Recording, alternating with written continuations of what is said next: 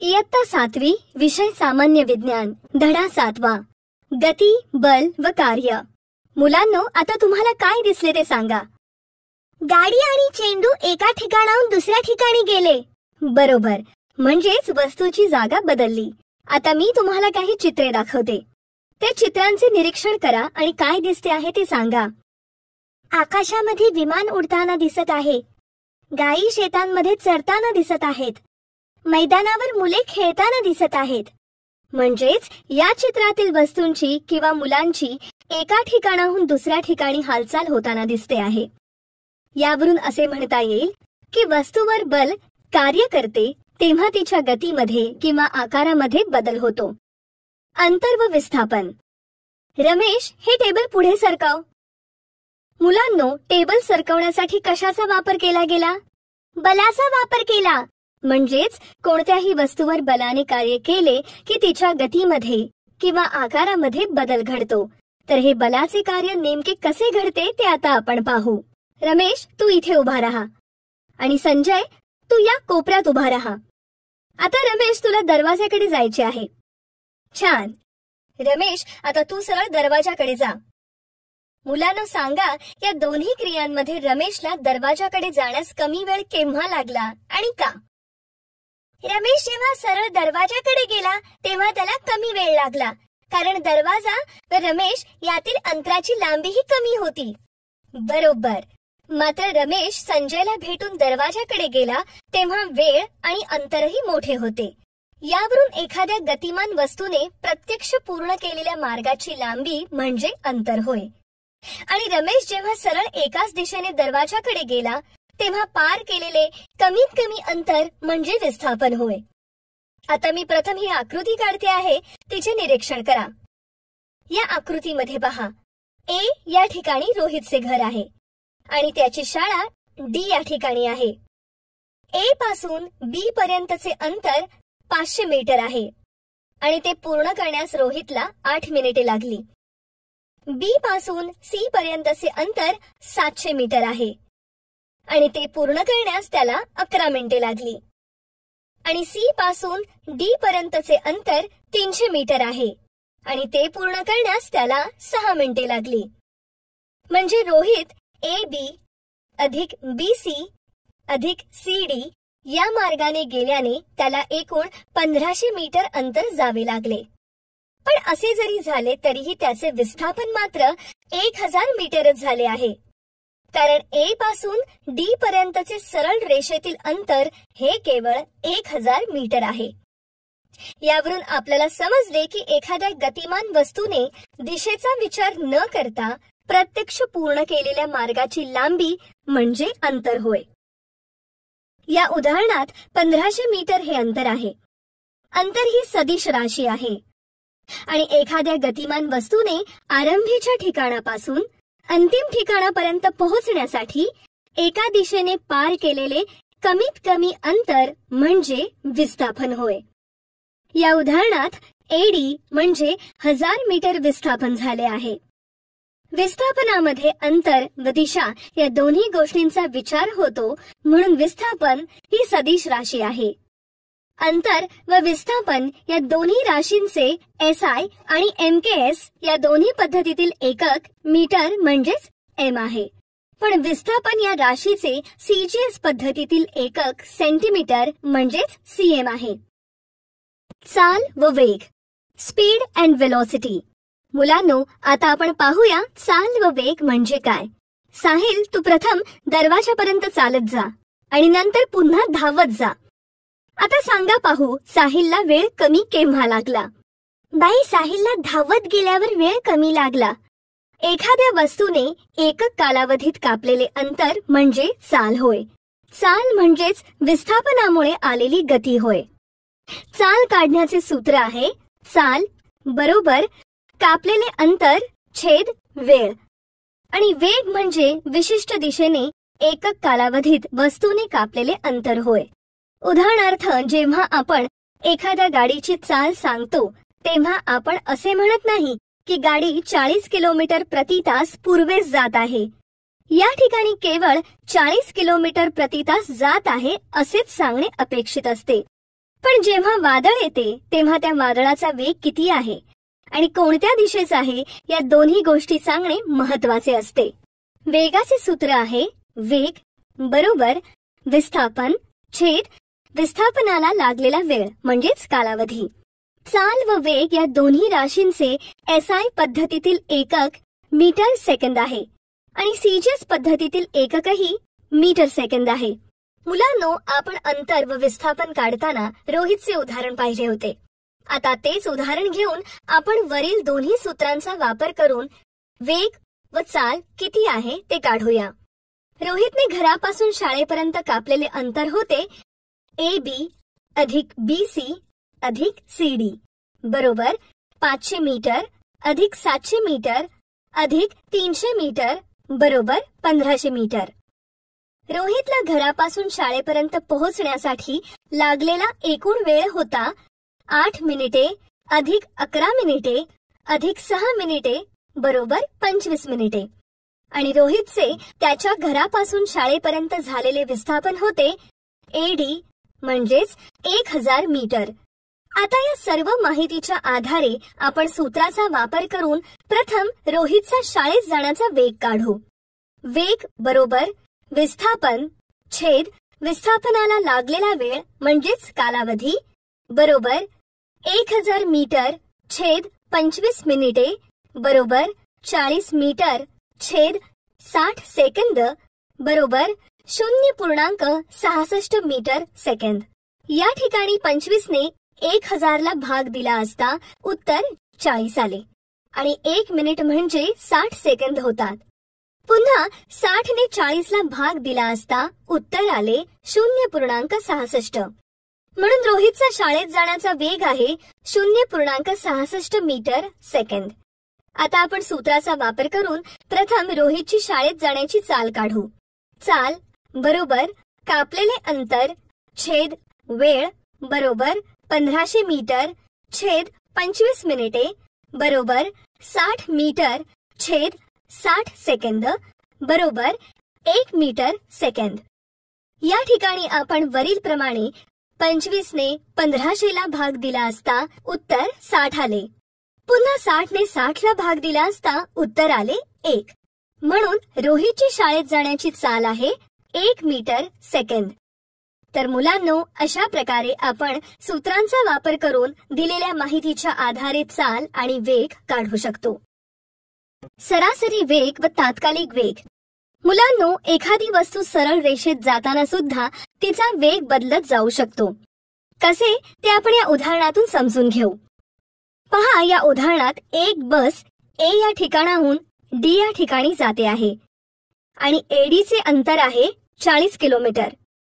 यातील AB चे अंतर 10 किलोमीटर, BC चे अंतर 10 किलोमीटर आणि CD चे अंतर 20 किलोमीटर आहे. आणि या बसला पोहोचण्यासाठी लागणारा एकूण कालावधी हा 1 तास आहे. म्हणजे त्याचा सरासरी वेग 1 तासासाठी 40 किलोमीटर होईल. पण जर या बसने AB हे 10 किलोमीटर अंतर 10 मिनिटात, BC हे 10 किलोमीटर अंतर 20 मिनिटात आणि CD हे 20 किलोमीटर अंतर 30 मिनिटात पार केले असेल तर या तिन्ही अंतरातील प्रति तास वेग वेगवेगळा असेल. कसे ते पहा. आपल्याला प्रति तास म्हणजे 60 मिनिटातील वेग काढायचा असल्याने AB अंतराचा प्रति तास वेग बरोबर 10 किलोमीटर छेद 10 मिनिटे बरोबर 60 किलोमीटर छेद 60 मिनिटे बरोबर 60 किलोमीटर तास.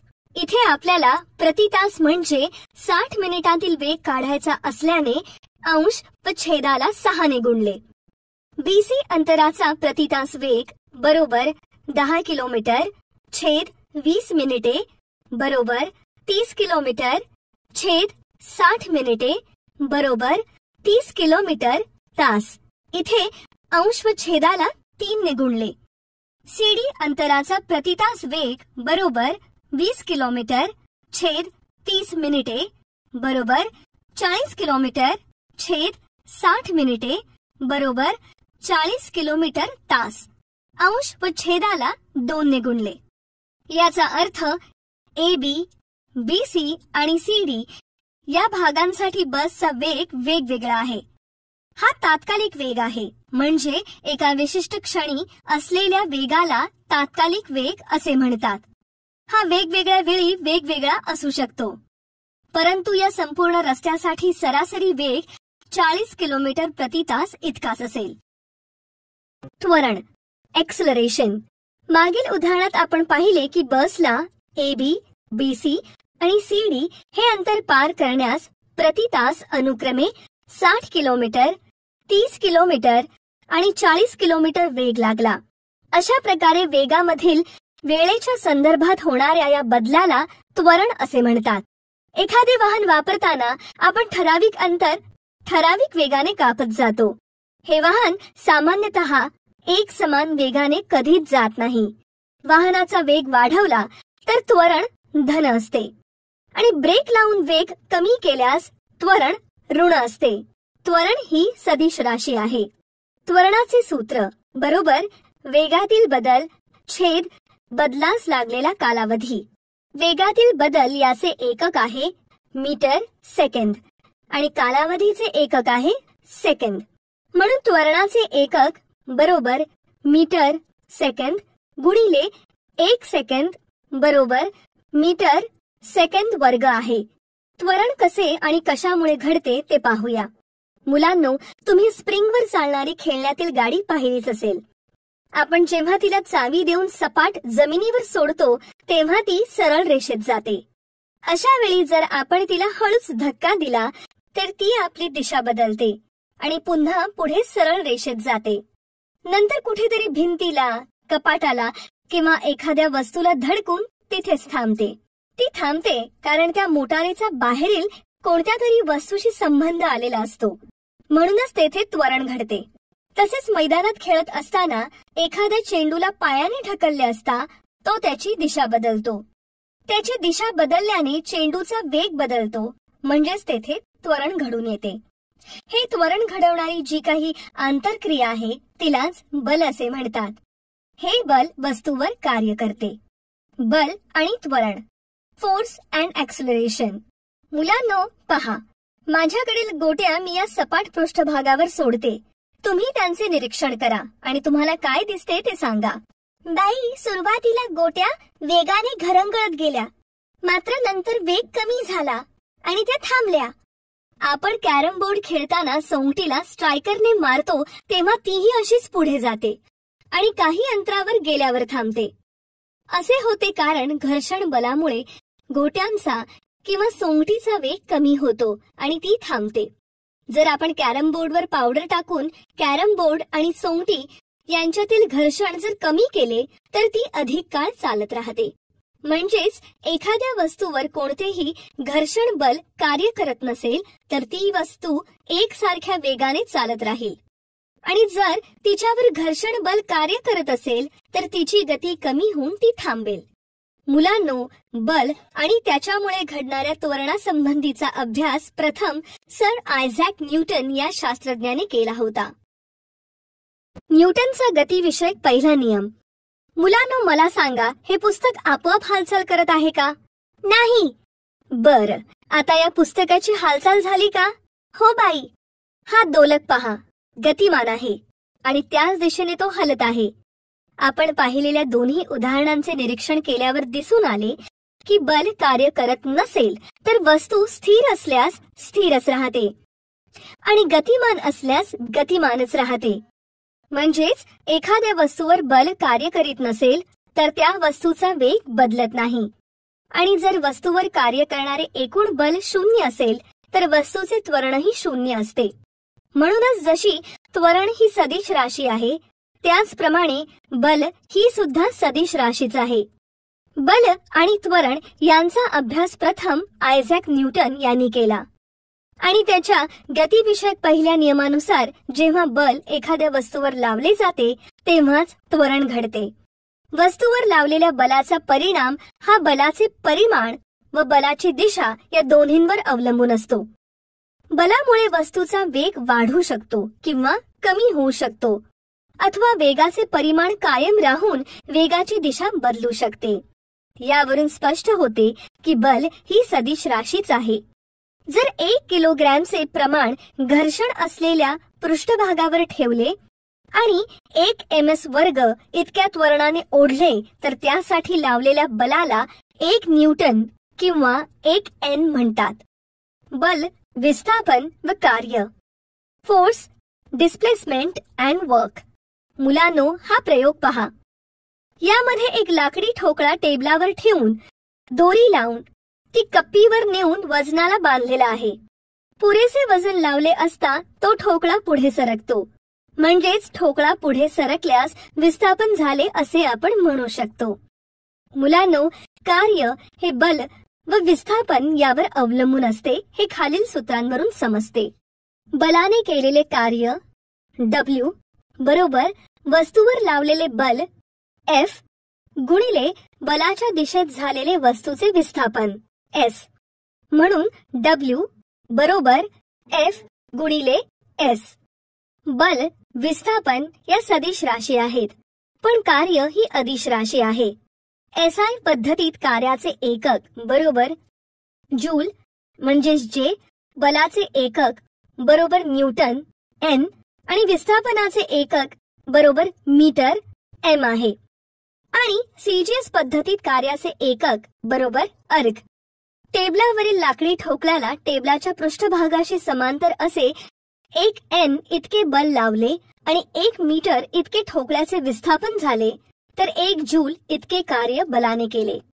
1 जूल बरोबर 1 न्यूटन 1 मीटर म्हणजेच 1 J बरोबर 1 Nm.